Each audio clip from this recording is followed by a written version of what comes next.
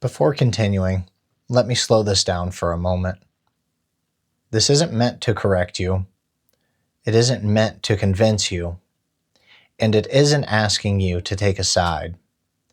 Think of this as a widening of the lens. You can listen to it the same way you'd listen to someone describe a place you haven't been. Curious, skeptical, or quietly reflective. Whatever fits. There's a difference between unrest and oppression. They can look similar from far away, but they are not the same thing. I didn't understand that clearly until I left the country. Unrest exists everywhere. Division exists everywhere. Anger toward leadership exists everywhere. Only the names change. What felt familiar outside the U.S. was the tension. People frustrated with systems, people angry at corruption, people exhausted by governments that didn't feel like they served them. What felt very different was why they were angry. In a lot of places, unrest was tied to something concrete. Real oppression, governments abusing citizens openly, people being forced into poverty to fund those in power, no meaningful right of choice, basic human rights denied as a matter of policy. People didn't argue about whether they were allowed to speak. They knew they weren't.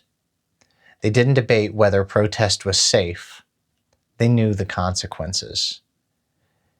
And when they went home at the end of the day, there wasn't always electricity. There wasn't always food. There wasn't always clean water.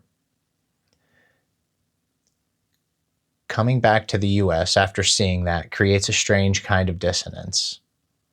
Because here, people can spend an entire day protesting, shouting, organizing, speaking their mind freely, and then go home to a climate-controlled house with the lights on, with running water, with food in the fridge. This doesn't mean things are perfect.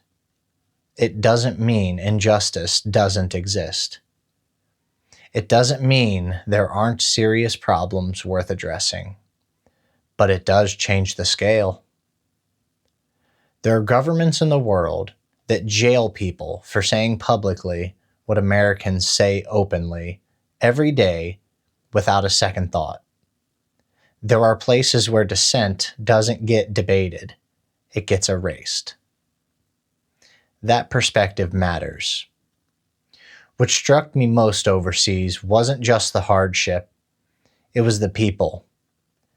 In areas that weren't well developed, where resources were thin, people were welcoming, curious, inviting. It was obvious we were American military, and still, people wanted to talk, to share a meal, to learn who we were. I felt more at home in some of those places than I have in my own country.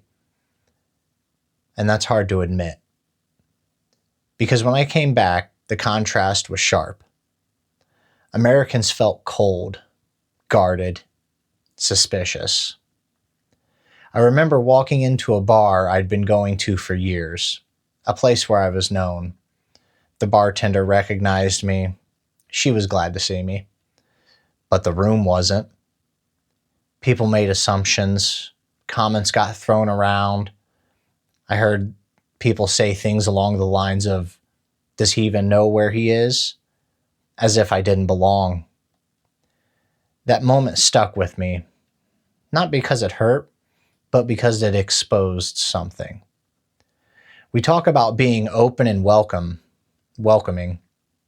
We say it a lot, but we don't always live it.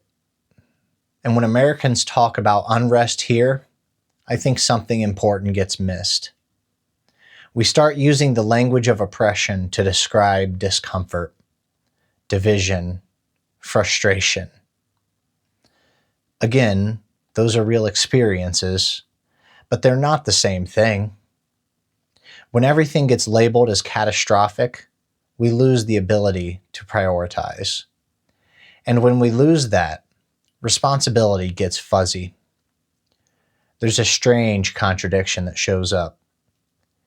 People can feel intense outrage about events in countries that they'll never visit, situations they've never experienced firsthand, and on the same day, walk past homeless, addicted, and afflicted citizens in their own city without stopping.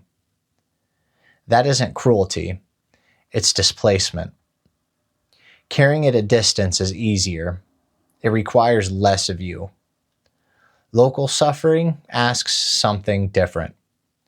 It's inconvenient. It's complex. It doesn't resolve cleanly into a post or a position. And this is where perspective stops being abstract. If a nation is divided, it can still come together when it truly matters, but only partially. Division is natural. Opposing forces exist everywhere, yin and yang, right? But when everything becomes righteous and subjective, shared reality starts to fracture. And that's dangerous. There's a line most of us learned early and stopped thinking about. One nation, under God, indivisible, with liberty and justice for all. Not as a slogan, as a description of what allegiance to this country was meant to mean. Because that idea, indivisible, shared liberty, shared responsibility, isn't abstract. It's the difference between being loud as individuals and acting as a nation. Perspective doesn't ask you to ignore problems.